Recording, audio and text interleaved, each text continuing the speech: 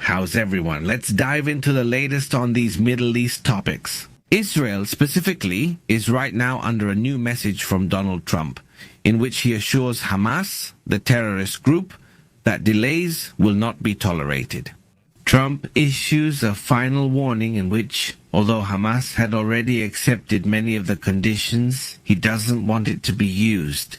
This semi-acceptance, is this going to drag on even further? Apparently, the moves are already being made so that in the next few hours or days, the hostages will be released. Donald Trump issues a warning that he will not tolerate delays.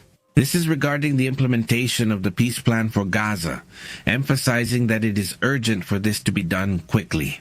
If not, this will be taken as a deception and as just wanting to buy time. Through his social network, Truth, Donald Trump thanked Israel for temporarily stopping the bombings to allow the release of the hostages and move forward with a peace agreement. The American president said never act hastily or risk losing everything. Trump's message coincides with the trip of the special envoy to the Middle East, Steve Witcomb, who is leading the delegation in Egypt. This was with the idea that negotiations would be activated, and now, well, they have been. Whitcomb is participating in an indirect dialogue between Israel and Hamas, backed by these Arab-Israeli negotiations. We have to remember that this moment is key, either so that Hamas is finished or so that it is finished forever. In both options, Hamas ceases to exist. Won by force, with bombings like never seen before. In other words, an even harsher level, or surrendering their weapons and being set free. Trump's plan proposes an immediate ceasefire to the armed conflict, the release of all hostages, and the formation of a transitional government in Gaza. International supervision by Tony Blair and by Trump. That the diplomatic route would be the strongest in the entire region. Giorgia Meloni herself, the Prime Minister of Italy, strongly supported the plan and stated the world has the duty to accept this roadmap. The United Nations itself has said that this roadmap must be followed. The government of Qatar confirmed that they have already begun efforts to further develop the plan and ensure that it becomes a reality, and not just plans.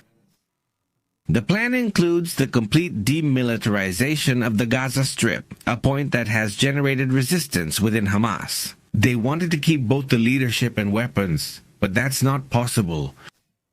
The proposal does not include the immediate recognition of a Palestinian state, but rather it will be an option for the future, for now rejected by Netanyahu.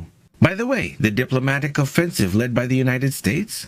This diplomatic move, let's say, tries to bring closure to the conflict that started on October 7, 2023 up to now. It's just a few days away from becoming a full second year. In Cairo, Egypt, the tension continues. There's a lot of expectation on one hand, but also, well, there's distrust. Donald Trump is trying on one hand to send a message of being a global peacemaker, an image he wants to make real, right? Because for now, well, the moves he has made have been very incidental, but this could really be a move in which the United States was more involved. Now, it is already being announced at this moment that Israel has accepted the withdrawal. Donald Trump announced that the withdrawal would already be starting. An initial withdrawal line, which is the first phase, right? In which the troops will start moving to other locations.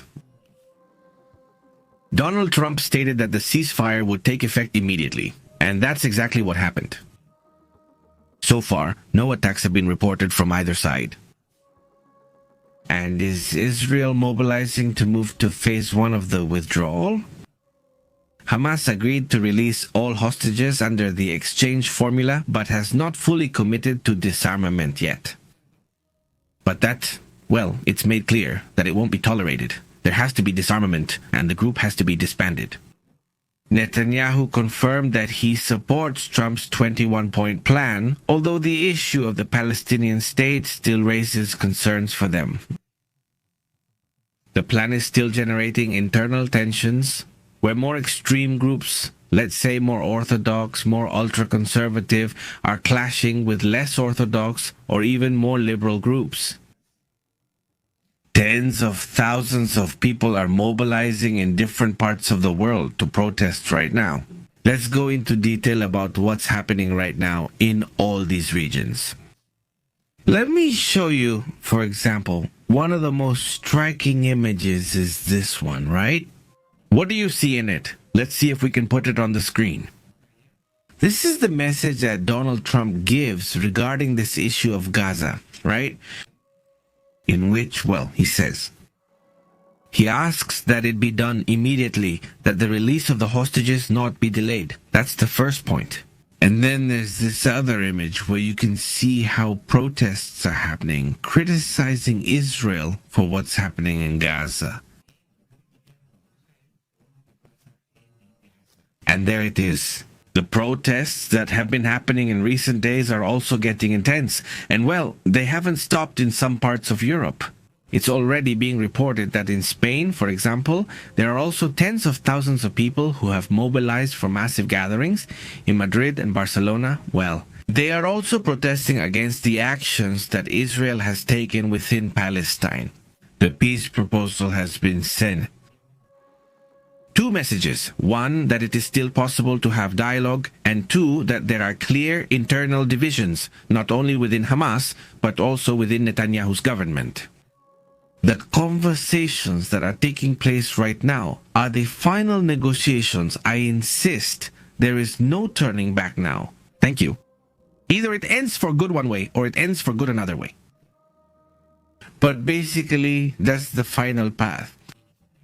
On the other hand, the terrorist group Hezbollah harshly criticized Trump's plan, calling it full of dangers and accusing Israel of seeking to seize territories through politics. Thank you.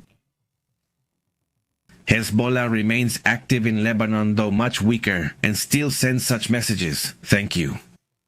The international community remains expectant. France, Germany, Italy, Spain, the United Kingdom, even the United Nations itself. Well, they have been sending messages trying to say that, well, the path should be followed, that this path of peace should continue.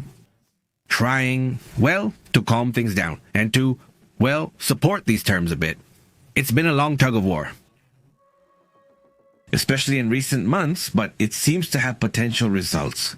Let's hope so, and we'll be reporting more details tonight about what might be happening. Hopefully, good news will come soon. In the meantime, let's move on to other matters. This is PP Live, International News. Grateful to the whole community. By the way, if you want to support the channel, you can do it by liking, sharing, or subscribing. There are other options like Super Chat, Super Thanks, or memberships. I really appreciate those who already support me. Thank you very much for that effort to support this channel. A big greeting. Let's move on to other important matters.